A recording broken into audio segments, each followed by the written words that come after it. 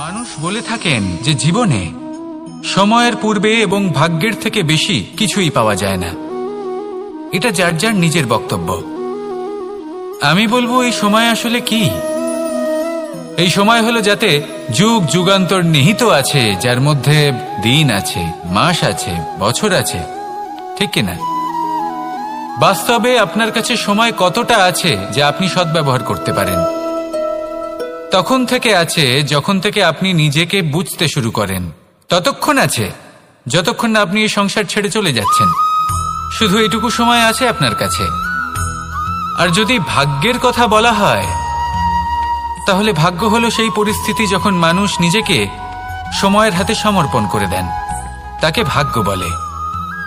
অর্থাৎ আপনি জীবনে পরিশ্রম করেছেন, বিপদের সম্মুখীন হয়েছেন, সামনে এগিয়ে গেছেন, কোথাও পৌঁছে গেছেন, এবং তখন আপনার মনে হলো যে ব্যাস এখানেই থেমে যাওয়া উচিত। তাহলে সেটাই হবে আপনার ভাগ্য। যদি ভাগ্যের কথা বলা হয়, তাহলে বলবো সত্যবানের ভাগ্যে মৃত্যু লেখা ছিল, কিন্তু সাবিত্রীর কর্ম তাকে পুনর্জীবিত করে তুলেছিল। অর্থাৎ এই ভাগ্য বদল করা সম্ভব কর্ম এবং পরিশ্রমের দ্বারা। ভেবে দেখুন, রাবণ মাতা সীতাকে হরণ করেছিল। যদি শ্রীরাম সেটাকে ভাগ্য বলে মেনে নিতেন, তাহলে কখনো ভাগ্য বিধাতা হয়ে উঠতে পারতেন না। ভাগ্য হলো একটা বাঁধন যেটাকে ভেঙে ফেলা খুব প্রয়োজনীয়। নিজের লক্ষ্যের কাছে পৌঁছতে হবে। হতেই পারে এই লক্ষ্য হলো পরমাত্মার কাছে পৌঁছে যাওয়া। আপনি যদি পরমাত্মার কাছে পৌঁছতে নাও পারেন, তাও সেই পথে কিছুটা অগ্রসর হতে পারছেন, তাই না? তাহলে ভাগ্যের এই বাঁধন ভেঙে ফেলুন, নিজের কর্মের দ্বারা নিজের প্রারব্ধ গড়ে তুলুন এবং আমার সাথে ভালোবেসে বলুন, রাধা রাধা। মানুষের একটি সমস্যা আছে যে মানুষ সাফল্যকে মাপতে থাকেন, লক্ষ্যপ্রাপ্তিকে মাপতে থাকেন এবং তার তুলনা করতে থাকেন যে ও এত কিছু পেল আর আমি পেলাম না, ওর কাছে এত কিছু আছে কিন্তু আমার কাছে নেই। এই তুলনা করার জন্য ওনারা দুঃখী হয়ে পড়েন, নিরাশ হয়ে পড়েন। তাই আমি একটা প্রশ্ন করছি যে এটা কি উচিত? এই সংসারে আপনি কি নিয়ে তুলনা করবেন, যেখানে সূর্যদেব চন্দ্রমা দুজনেই আছেন, দুজনেই হলেন বিশেষ, দুজনেই নিজ নিজ সময়ে উদিত হন। এদের মধ্যে একজন না থাকলে তাহলে আমাদের জীবন কঠিন হয়ে পড়বে। ঠিক সেইভাবেই আপনি যদি একটা বড় রেখা অঙ্কন করেন, তাহলে অন্য রেখাটি ছোট হয়ে পড়ে না, সে তেমনই থাকে যেমনটা সে ছিল। আপনার অস্তিত্ব কখনো ছোট বা বড় হতে পারে না। শুধু তুলনা করার জন্য আপনার এটা মনে হতে পারে। যদি আপনি যুদ্ধ করতে চান, আপনার তলোয়ারের প্রয়োজন পড়বে। যদি বস্ত্র তৈরি করতে চান, এত বড় তলোয়ার দিয়ে কিছুই হবে না, তখন প্রয়োজন পড়বে একটা ছোট্ট সূচের। তাই তুলনা করবেন না, না নিজেকে ছোট মনে করবেন, না অন্য কাউকে। সবার সাথে সহযোগিতা করুন, আর যদি তুলনা করতেই হয় নিজের সাথে করুন, যে কাল আমি কেমন ব্যক্তি ছিলাম, আজ কি তার থেকে শ্রেষ্ঠ হয়ে উঠতে পেরেছি? ভেবে দেখুন ভবিষ্যতে গিয়ে আপনি কতটা শ্রেষ্ঠ ব্যক্তি হতে পারেন। আসুন আমার সাথে ভালোবেসে বলুন, রাধা রাধা। বস্ত্র আমাদের সকলের প্রিয়, এটা আমাদের জীবনযাপনের জন্য প্রয়োজনীয়। আমরা সবসময় চেষ্টা করি সেই বস্ত্র পরতে যা পরলে আমাদের দেখতে ভালো লাগে। কিন্তু কখনো এই কথা ভেবে দেখেছেন যে কিছু বস্ত্র যদি স্বচ্ছ হয়, তাহলে তা পুরনো হলেও দেখতে ভালো লাগে? ঠিক তেমনি যেমন কোনো খাবার যদি মশলাদার না হয়, অত্যন্ত সুস্বাদু নাও হয়, কিন্তু যদি তা গরম হয়, টাটকা হয়, তাহলে খেতে ভালোই লাগে। ঠিক সেইভাবেই যদি কোনো ব্যক্তি সুন্দর নাও হয়, কিন্তু তার কথা খুবই মধুর হয়, তাহলে সেই ব্যক্তি সকলের প্রিয় হয়।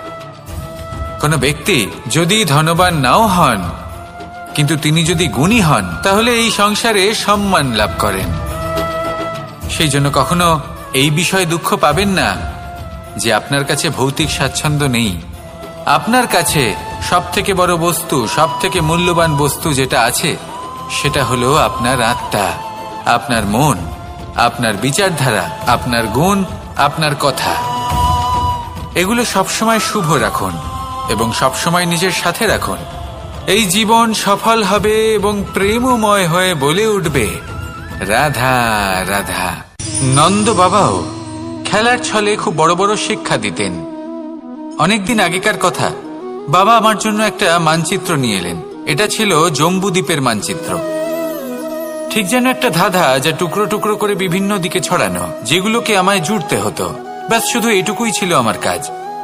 আমি বারবার প্রচেষ্টা করলাম, কিন্তু বারবার অসফলই রয়ে গেলাম। বাবা এটা দেখলেন এবং হাসলেন। বাবা বললেন, একটা কাজ করো, এই প্রত্যেকটি অংশকে উল্টে রাখো। আমিও উল্টে রাখলাম। তারপরে দেখলাম প্রত্যেক অংশে মানুষের শরীরের কোনো না কোনো অংশ চিহ্নিত। কোথাও হাত আছে, পা আছে, কোথাও মুখ আছে। বাবা বললেন যে এবার এটা জুড়তে চেষ্টা করো। আমিও জুড়ে দিলাম। মানুষের মানচিত্র পূর্ণ হলো। এবার বাবা বললেন, এটা উল্টে রাখো, মানচিত্র পূর্ণ আকার ধারণ করেছে। আমি বললাম, ঠিক আছে। আমি উল্টে রাখলাম। দেখলাম জম্বুদ্বীপের মানচিত্র পূর্ণ হয়েছে। বাবা বললেন, যদি দেশকে সফল করে তুলতে চাও, শক্তিশালী করতে চাও, স্থির বানাতে চাও, তাহলে সবার আগে দেশবাসীকে একত্রিত করতে শেখো। সকল সৈন্যগণ যখন একজোট হয়ে দাঁড়াবে, তখন দেশের শক্তি আরো বেড়ে যাবে। শুধু তাই নয়, বাবা বললেন, যদি ভালোবাসার সাথে জড়িয়ে পড়ো, তাহলে পরমাত্মাও তোমার সামনে এসে দেখা দেবেন। তাহলে এটাই করুন, আর আমার সাথে ভালোবেসে বলুন, রাধা রাধা। ছোটবেলা থেকেই আমি গরু চড়িয়ে অভ্যস্ত, সেই জন্য সকলে আমাকে গোপাল নামে ডাকত। কিন্তু গোপাল হয়ে আমি একটা অমূল্য শিক্ষা লাভ করেছি। আমি দেখেছি যে গৌশালাতে অনেক বাছুরের মধ্যে একটি গাই তার নিজের বাছুরকে অবশ্যই চিনে ফেলে। যেখানে সমস্ত বাছুর একই রকম দেখতে এবং প্রত্যেকের স্বরও সমান, তারপরেও সকল বাছুরের মধ্যে নিজের বাছুরকে ঠিক চিনতে পেরে যায় এবং তার সাথেই থাকে। ঠিক এইরকমই কিছুটা হয় আমাদের কর্ম এবং তার কর্মফল। আপনি সবার মাঝে থেকেও কোনো কর্ম যদি করেন, সেই কর্মফল সবার মধ্যে আপনাকে চিনে ফেলবে এবং আপনার সাথেই থাকবে। তাই যখনই কর্ম করবেন, ভেবে চিন্তে করবেন। কোনো কর্ম করার আগে একবার ভেবে দেখুন, তাহলে জীবনে বারংবার অনুতপ্ত হতে হবে না। কারণ বিষয়টা কিছুটা এরকম যে এই সংসারে আপনি কাল, কর্মফল এবং সময়, এই তিনের হাত থেকে কখনো লুকোতে পারবেন না, কখনো পালাতেও পারবেন না। আসুন আমার সাথে ভালোবেসে বলুন, রাধা রাধা। জন্ম এবং মৃত্যু, একটি হলো জীবনের সূত্রপাত, আরেকটি জীবনের সমাপ্তি। এটা হলো একটি চক্র, এবং প্রত্যেক চক্রের মতোই এটাও যেখান থেকে শুরু হয় সেখানে এসেই সমাপ্ত হয়। অর্থাৎ প্রত্যেক ব্যক্তি যারা জন্ম নিয়েছেন, তার জন্মের সাথে এটা সুনিশ্চিত হয়ে যায় যে তার মৃত্যু হলো অবশ্যম্ভাবী। এই সংসারে এমন কিছুই নেই যা চিরকালের মতো থেকে যায়। এবার এটা আমরা সবাই জানি। আমাদের কাছে যে জীবনটা আছে, যেটা আমরা যাপন করতে পারি, সেই সময়কালে আমরা কি করতে পারি সেটা গুরুত্বপূর্ণ। এমন কিছু করুন যার ফলে মৃত্যুর পরেও আপনি অমর হয়ে থাকবেন। আমাদের কথা, আমাদের কর্ম এই সংসারে প্রেরণা প্রদান করতে পারে। আর যদি আমরা প্রেরণা নাও জোগাতে পারি, তাও এই সন্তোষ বোধ যেন থাকে যে আমরা আমাদের জীবন ব্যর্থ হতে দিইনি। এই জীবন যাপন করার ইচ্ছেতেই আমরা সময় ব্যর্থ করে দিই। আর এই জীবনকে যাপন করার সর্বশ্রেষ্ঠ উপায় হলো এটাই যে কখন আমাদের মৃত্যু হবে, কিভাবে আমাদের মৃত্যু হবে, এই চিন্তা ত্যাগ করে যেন আমরা বর্তমানে বেঁচে থাকি, আজকে বেঁচে থাকি, আজকে দাঁড়িয়ে কর্ম করি এবং আজ যে সংকট সামনে তার সম্মুখীন হই। ভবিষ্যতের পথ নিজে থেকেই উন্মুক্ত হবে। আপনার জীবনে অনেক বড় বড় বিপদরূপী পাথর আসবে। সেই পাথরগুলিকে এতটাই দুর্বল করে দিন যাতে সেই পথ আপনি অগ্রসর হওয়ার পরে আপনার পেছন পেছন যে সেই পথ দিয়ে আসবেন, তিনিও যেন সহজেই পাথর চূর্ণ করে সামনে অগ্রসর হতে পারেন। মনে রাখবেন, আপনার প্রচেষ্টারও একটা মাহাত্ম্য আছে। যদি আপনি কোনো কেল্লার শিখরে পতাকা উত্তোলন নাও করতে পারেন, তাহলেও আপনার প্রচেষ্টার যে মাহাত্ম্য তা কখনো কমে যাবে না। সেই জন্য প্রচেষ্টা করতে থাকুন আর আমার সাথে ভালোবেসে বলুন, রাধা রাধা। মানুষ সবসময় চায় যে তার জীবনে যেন কখনো কোনো সমস্যাই না আসে। সে চায় তার জীবন যেন শুধুমাত্র শান্তি এবং সুখের দ্বারা পূর্ণ থাকে। কিন্তু এই চাহিদা অনুচিত কিছু নয়। আমরা সবাই এটাই চাই যে জীবনে সুখ থাক, শান্তি থাক।